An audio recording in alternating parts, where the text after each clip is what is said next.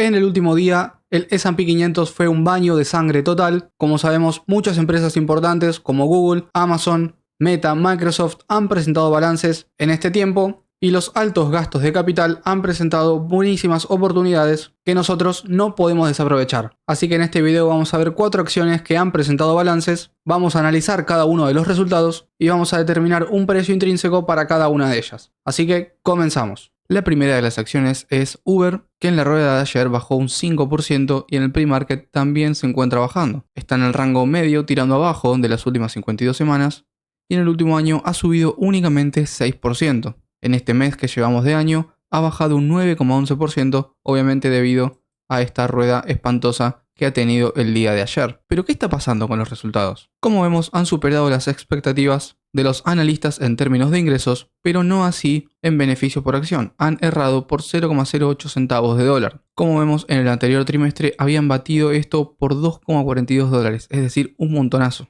Pero se espera que para el próximo trimestre, el primero de 2026, tengan una desaceleración del 14,5%, luego una recuperación, pero ya también para el tercero de 2026 una caída bastante grande, o al menos es lo que estiman los analistas. Si nos venimos a su presentación de balances, podemos ver algunas cosas bastante interesantes. Los usuarios activos por mes han crecido un 18% de manera interanual. Como comentábamos en anteriores videos, cada vez más gente utiliza Uber, y los viajes han aumentado un 22% también de manera interanual. Las reservas netas, un 22%, han aumentado este último año y el crecimiento de todas estas métricas hace que hayan aumentado sus ingresos en un 19%. Es decir, hasta ahora todo perfecto básicamente, cada vez esta empresa está ganando más dinero y como vemos, sus beneficios por acción han crecido un 27% de manera interanual. Pero entonces, ¿por qué está bajando un 5%? Esto tiene que ver con la caída de sus márgenes. Como vemos, en los últimos 5 años el promedio era de 40,73 de Gross Profit Ratio y este año ha sido de 39,75. Obviamente los ingresos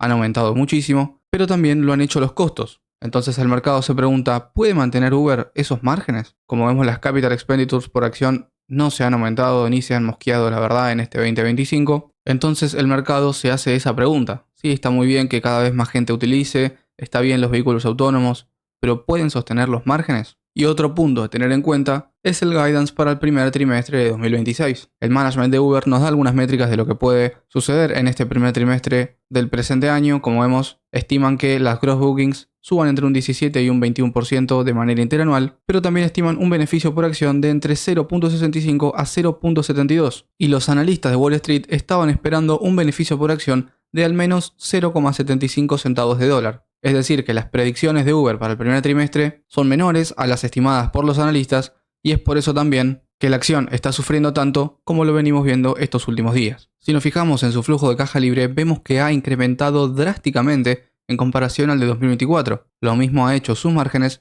y lo mismo ha hecho su Free Cash Flow Conversion. Como sabemos, esta última métrica del Free Cash Flow Conversion es el resultado de dividir el flujo de caja libre por el EBITDA o el Net Income. Cualquiera de los dos puede servir. Generalmente nos gusta que esté entre un rango del 95 al 100%. Y si nos fijamos, ha bajado drásticamente en comparación al periodo de 2021, 2022 o 2023. Si nos vamos específicamente a sus valoraciones, el Free Cash Flow Yield, es decir, el rendimiento del flujo de caja libre, es mucho mayor que el promedio de los últimos 10 años. Y el Price to Cash Flow Ratio y el Enterprise Value to Free Cash Flow es también mayor al promedio de la última década, es decir, que también estaríamos pagando una valoración un poco más grande. En la Stock Screener, como vemos, el beneficio por acción total de 2025 ha sido de 4,82 dólares, un poquito por encima de lo que fue el de 2024. El revenue per share se encuentra en máximos históricos y lo mismo el free cash flow per share. Las acciones en circulación han ido aumentando a lo largo de esta última década, es decir que no tienen un programa activo de recompra de acciones y tampoco pagan un dividendo, pero bueno, es muy normal en empresas tecnológicas que recién están comenzando. Recuerden que Uber es una empresa bastante joven, fíjense que en 2015 no hay datos, es decir que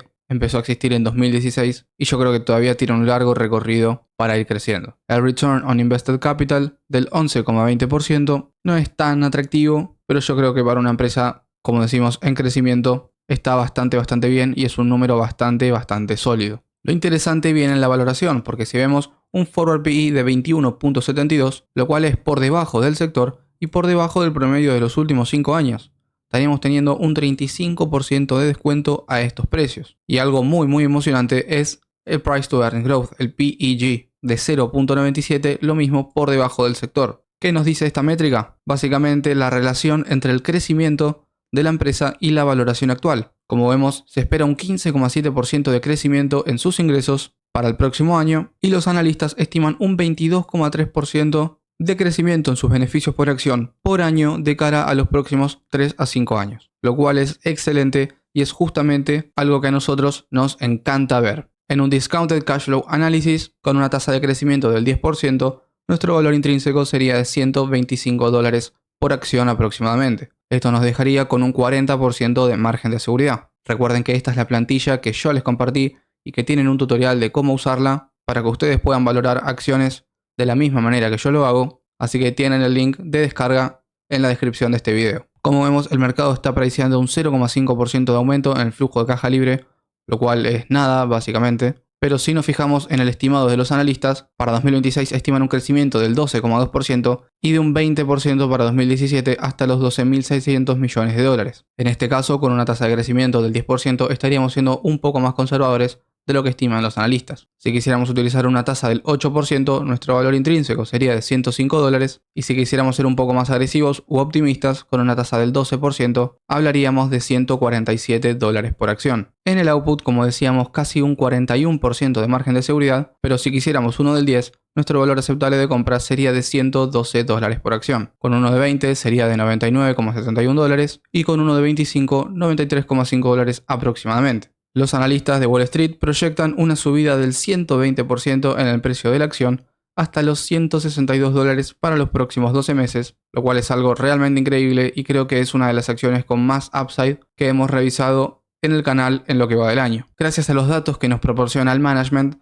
creo que esta valoración es muy acertada, ya que junto con el estimado de los analistas podemos llegar a un precio intrínseco bastante razonable. Pero como siempre quiero saber su opinión, así que déjenme en los comentarios si tienen comprada esta acción o si les gustaría comprarla y están aprovechando la semejante bajada del casi 6% en 2 días. Ahora sí, vamos a la próxima. La próxima acción es Google, la acción de Alphabet, que el día de ayer bajó casi 2% y en el pre-market se encuentra bajando más de 4%, es decir, en total una bajada aproximadamente del 6% en 2 días. Como vemos, en el último año ha subido un 61,3%, lo cual es una locura básicamente, y yo recuerdo por ese entonces, en abril de 2025, con las tarifas de Donald Trump que estaba cotizando a $140-150 y que la gente la daba por muerta. Obviamente le ha cerrado la boca a muchos inversores y ha podido superar las rentabilidades del S&P 500 y ha sido en 2025 la acción de las Mag 7 que más ha subido. Como vemos, se encuentra en el rango alto de las 52 semanas, casi en máximos históricos. En el último mes ha subido únicamente un 5% y como vemos una drástica bajada desde que empezó el mes de febrero. Si nos dirigimos a los resultados presentados, vemos que han superado las expectativas en términos de beneficio por acción y lo mismo han hecho en términos de ingresos. De los últimos 4 trimestres que presentaron, en todas han superado las expectativas de los inversores. Se espera una pequeña caída de manera interanual en el primer trimestre de 2026, esto ahora vamos a ver por qué, pero luego una pronta recuperación para los próximos 3 trimestres y todo lo que queda del año 2026. En su presentación de balances nos dicen que han superado los $400.000 millones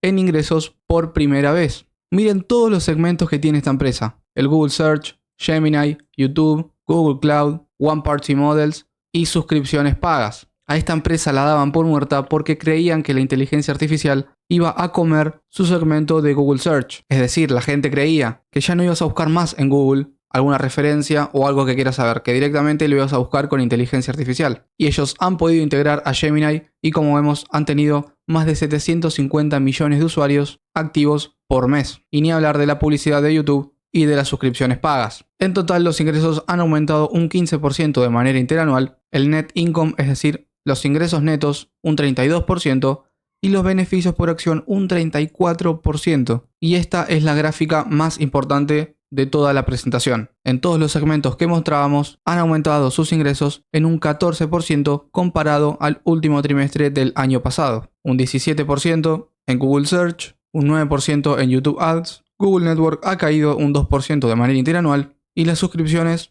han aumentado un 17%. Pero no todo es color de rosas, porque las Capital Expenditures han aumentado un 95% comparados al año pasado. En total, para el último trimestre de 2025 fueron de 27.850 millones de dólares. Esto hace que el flujo de caja libre obviamente se vea muy comprometido, como vemos ha bajado un poco comparado con el trimestre anterior. Fíjense en este gráfico cómo han aumentado las capital expenditures en los últimos años. Un aumento totalmente considerable que al ser tan grande obviamente hace que el flujo de caja libre sea menor. Si vemos en el guidance que nos provee el management, podemos observar que ven el CAPEX de 2026 siendo alrededor de 175 a 185 mil millones de dólares. Y como vemos, algunos analistas de Bloomberg estimaban que las capital expenditures para el año completo de 2026 sea de 119.500 millones de dólares. Es decir, se sabe que van a aumentar en un 50% más de lo que esperaban los analistas. Justamente por eso la acción bajó tanto ayer y se encuentra bajando aún más en el pre-market para abrir la rueda de hoy.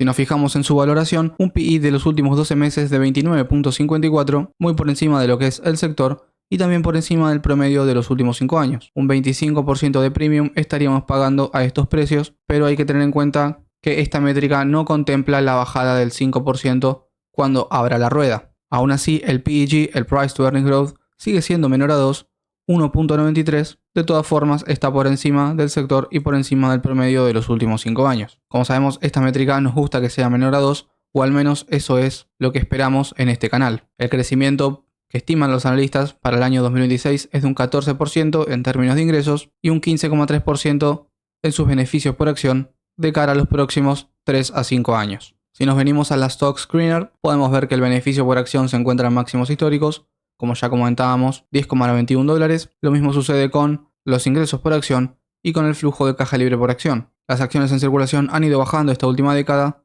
sobre todo se ha acelerado el proceso de compra a partir de 2021, lo cual es muy positivo y obviamente aumenta todas las métricas per share de una manera más rápida. Es interesante porque si bien el free cash flow se mantuvo más o menos igual, el free cash flow per share ha aumentado en comparación al año pasado. Esto es gracias obviamente al programa activo de recompra de acciones. El CAPEX to Revenue, recordemos que este ratio nos explica cuánto porcentaje de los ingresos totales se están yendo a Capital Expenditures.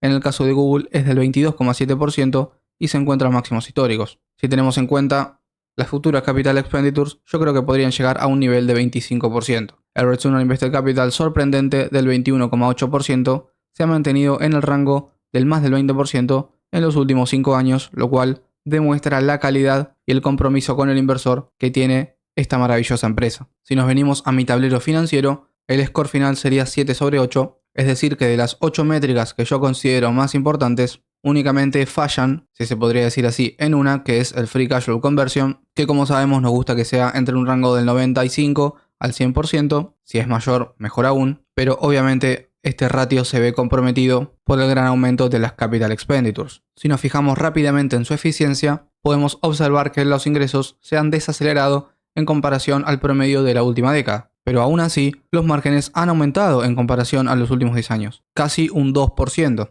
Esto quiere decir que los costos no han aumentado al mismo ritmo que los ingresos, lo cual para nosotros los inversores es excelente. Y como vemos, el CAPEX per share se ha disparado en este 2025 y supongo que se disparará aún más en 2026. Ahora sí, en un Discounted Cash Flow Analysis, con una tasa de crecimiento del 22%, nuestro valor intrínseco sería de 302 dólares. Esto significaría un 5,4% de premium al precio de apertura de 319 dólares. El mercado actualmente está apreciando un 23,7% de aumento, lo cual yo creo que está un poco por encima de lo que puede ser, pero si nos fijamos, el estimado de los analistas para 2027 tendríamos un crecimiento del 27,7% y un flujo de caja libre de 92 mil millones de dólares. Con esta proyección estaríamos siendo un poco más conservadores de lo que estiman los analistas, pero si quisiéramos llegar a lo que ellos nos dicen, necesitaríamos una tasa de crecimiento del 28% y nuestro valor intrínseco en ese caso sería de 428 dólares. Para mí esto es bastante y como sabemos los analistas algunas veces pueden excederse, sobre todo después de todo el hypeo que generó la presentación de balances, así que yo considero que una tasa del 22% de aumento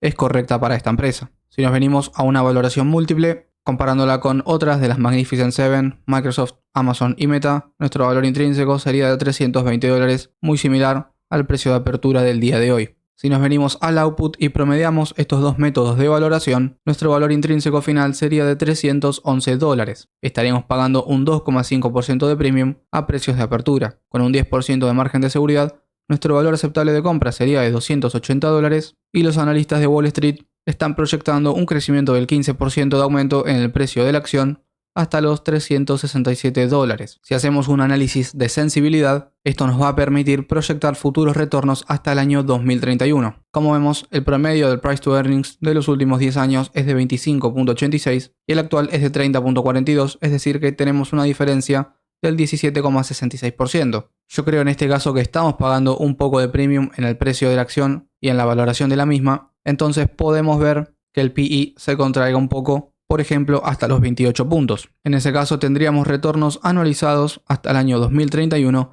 del 11,38%, es decir, bastante interesante porque, como sabemos, es superior a las rentabilidades históricas del S&P 500. Y si suponemos que el price to earnings baja a 26, un poco parecido al histórico, en ese caso tendríamos retornos anualizados del 10%. Muchos dicen que el gran crecimiento de Google, el gran boom de esta empresa ya sucedió, pero para mí no es el caso. Quiero que me comenten ustedes qué opinan, si están comprando con esta bajada del 5% o si todavía están esperando a que el precio corrija un poco más. Ahora sí, pasamos a la siguiente. La siguiente acción es Amazon, que en la rueda de hoy se encuentra bajando un 4,4% y luego de presentar los balances en el post-market se encuentra bajando casi 9% y ha llegado a bajar un 11% inclusive. En el último año se encuentra bajando un 4,75% y en el último mes 3,6% aproximadamente, sin sumar esta bajada de aquí, que la tendremos cuando abra el día de mañana. Se encuentra en el rango medio alto de las 52 semanas, pero supongo que cuando abra el mercado mañana estaría más o menos en la mitad. Si nos venimos a su presentación de balances, nos encontramos con que las ventas netas han aumentado un 12% en 2025, el operating income ha alcanzado los $80.000 millones en este año, superando los 68.6 de 2024, el net income, es decir, los ingresos netos, superaron los $77.000 millones en 2025, comparados con los 59.2 de 2024, y el operating cash flow aumentó un 20%, es decir, hasta ahora estamos viendo que todo es correcto y que no se justifica la bajada de un 10% en el post-market. Pero ahora viene lo más interesante. El flujo de caja libre ha bajado hasta los $11.200 millones en los últimos 12 meses. Todo se debe por las inversiones en inteligencia artificial. El management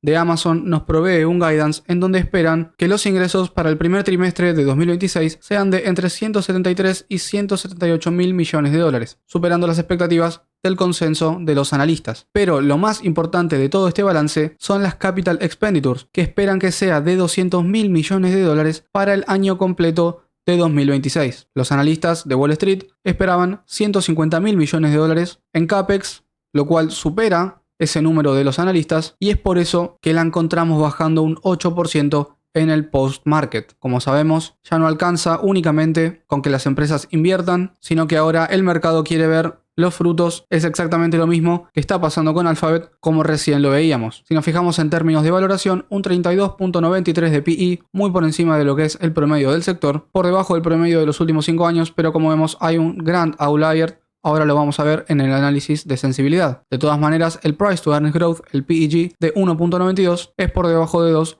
lo cual a nosotros nos emociona bastante. Los analistas esperan un crecimiento de sus beneficios por acción de 19.2% por año de cara a los próximos 3 a 5 años. Es por encima de lo que es el promedio del sector, pero por debajo del promedio de los últimos 5 años. Si nos fijamos rápidamente en su eficiencia, vemos que el revenue se ha desacelerado apenas unos puntos en los últimos 5 años, pero que contrariamente los márgenes se han expandido 48.85 de Gross Profit Ratio comparado a los 39.74 del promedio histórico de la última década. Esto es algo sumamente positivo y que obviamente nos encanta ver. Gran parte de la expansión de estos márgenes se debe a su segmento más importante, que es AWS, en donde sus ventas netas este año fueron de 128 mil millones de dólares y restándole el coste de esos ingresos nos daría un operating income de 45.600 millones de dólares, lo cual es superior al periodo anterior de 2024. En la Stock Screener vemos que los beneficios por acción en 2024 han sido de 5.66 dólares, el revenue per share en máximos históricos y prácticamente en esos niveles el flujo de caja libre por acción. Algo que no nos gusta es que las acciones en circulación han aumentado en la última década y que al no pagar un dividendo no tienen esa devolución de capital al inversor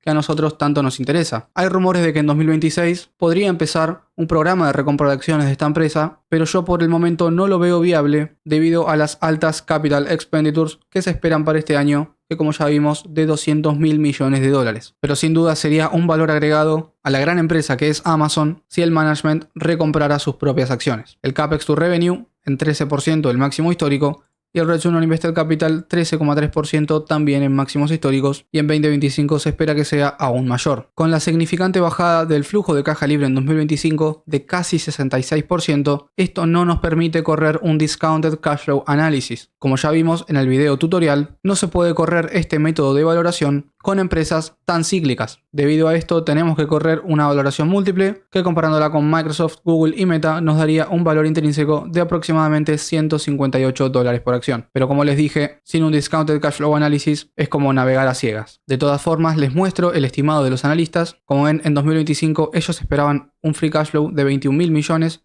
y al final fue de 11, es decir que tuvieron un error bastante grande. Por eso les digo que nunca se fíen de lo que estiman los analistas, pueden usarlo como un mini guidance, pero hasta que el management no hable o hasta que la empresa no emita un comunicado, toda esta información la deberíamos tomar con pinzas. Esperan un flujo de caja libre en 2026 de 42.000 millones de dólares aproximadamente, lo que significaría un incremento de un 95,6% y para 2027 de 70.000 millones de dólares, un 66,4% de aumento. Como les dije, estos son los números de los analistas, los cuales podemos tomar como referencia, pero sabemos que es algo que tiene bastante margen de error. Así que si ustedes calculan un valor intrínseco para esta empresa, no olviden compartírmelo en los comentarios, así entre todos nos ayudamos. Lo que sí podemos hacer es un análisis de sensibilidad para proyectar futuros retornos. Como vemos, el price to earnings es de 91 en los últimos 10 años, pero hay bastantes outliers. Todos estos son outliers y este de menos 314 también. Es decir que el promedio del PI en los últimos 10 años, removiendo aquellos números que no son reales, sería de 61,42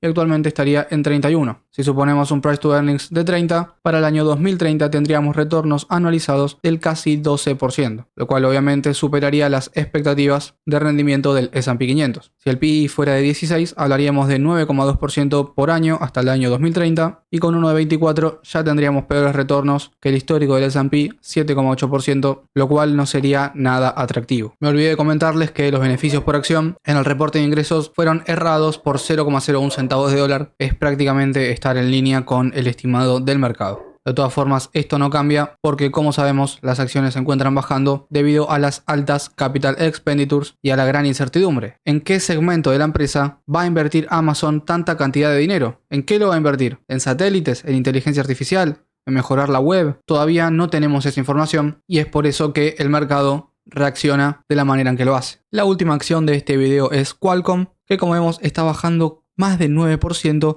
en el pre-market para abrir la rueda de hoy. Ya en el último año la teníamos bajando 14% y únicamente en el último mes un 15,8%. A esto le tenemos que sumar la bajada del 9% que se le espera cuando abra la rueda. Si nos fijamos en su presentación de balances, ha superado las expectativas en todas las métricas, tanto en beneficios por acción como en ingresos. Pero entonces, ¿por qué está bajando un 9%? Como sabemos, el mercado ama el guidance, ama la predictibilidad, y si bien los resultados del primer trimestre de 2026 fueron excelentes para esta empresa, el guidance para el segundo trimestre de 2026 que ellos nos proveen en su presentación de balances es muchísimo menor a las expectativas que tenía el mercado, aproximadamente un 15%. Pero ¿por qué bajaron el guidance? ¿Cuál fue el problema? Básicamente el problema son las memorias RAM que esta empresa necesita para fabricar sus celulares, sus robots y todo lo relacionado con inteligencia artificial. Estas memorias, que también se utilizan en las computadoras, por ejemplo, han subido un montón de precio, sobre todo si tenemos en cuenta las tarifas que aplica el presidente Donald Trump a China, que es de donde las exportan. Esto hace que los márgenes se vean afectados. Como vemos,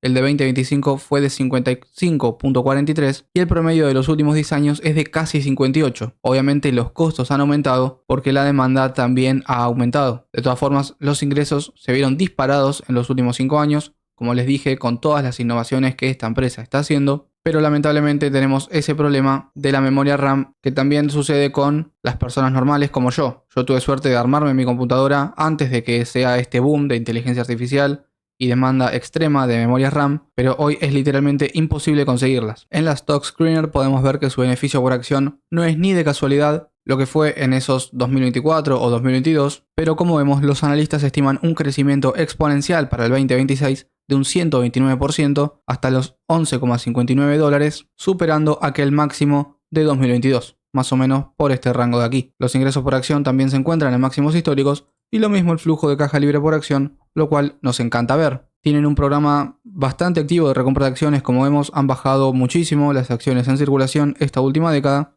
y también pagan un dividendo que ahora vamos a ir a analizarlo. El Capex to Revenue ha bajado claramente, se ve que sus años de Capital Expenditures se han moderado y el Return on Invested Capital del 13,2%, no muy atractivo, pero esperemos que para el 2026 puedan volver a recuperar ese ROIC de 35%. Si nos fijamos en su dividendo, un dividend yield del 2,36%, recordemos que con una bajada tan drástica del 9%, este número va a aumentar, por lo tanto el dividendo va a rendir aún más. Tienen un pago anual del $3,52 por acción y lo han aumentado muy poco, la verdad, un 5,5% en los últimos 5 años, un poco por encima de lo que fue la inflación de Estados Unidos, por ejemplo, pero tienen un flujo de caja libre que crece casi a un 24% por año en los últimos 5 años.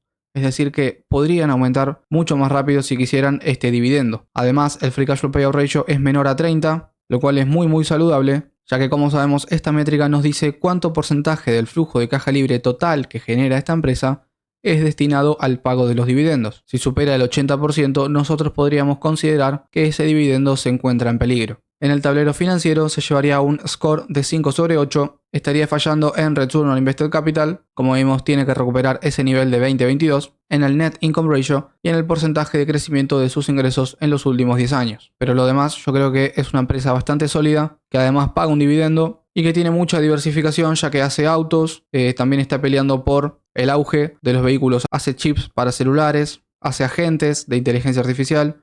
Es por eso que necesitan esas memorias RAM que últimamente están siendo muy caras. Si nos fijamos en términos de valoración, un 12,49 de PE, muy por debajo de lo que es el promedio del sector y también por debajo del promedio de los últimos 5 años. Un 14,5% de descuento estaríamos pagando a estos precios. Lo que sí, algo que no nos gusta es el PEG, el Price to Earnings Growth, que como mencionábamos, nos gusta que sea menor a 2, en este caso es de 2,48, lo cual está por encima del promedio del sector y por encima del promedio de los últimos 5 años. Como vemos, los analistas, luego de el guidance que ha proyectado la misma empresa, han bajado las expectativas en crecimiento de los ingresos a un 5,2% por año, lo cual sería por debajo del promedio del sector y por supuesto por debajo del promedio de los últimos 5 años. Lo mismo ha pasado con sus beneficios por acción. Si bien tenemos un crecimiento exponencial recuperando los niveles de 2022 esperado para 2026, para los demás años se espera un 5% de aumento únicamente, lo cual para una empresa de este sector es bastante pobre. Si hacemos un Discounted Cash Flow Analysis,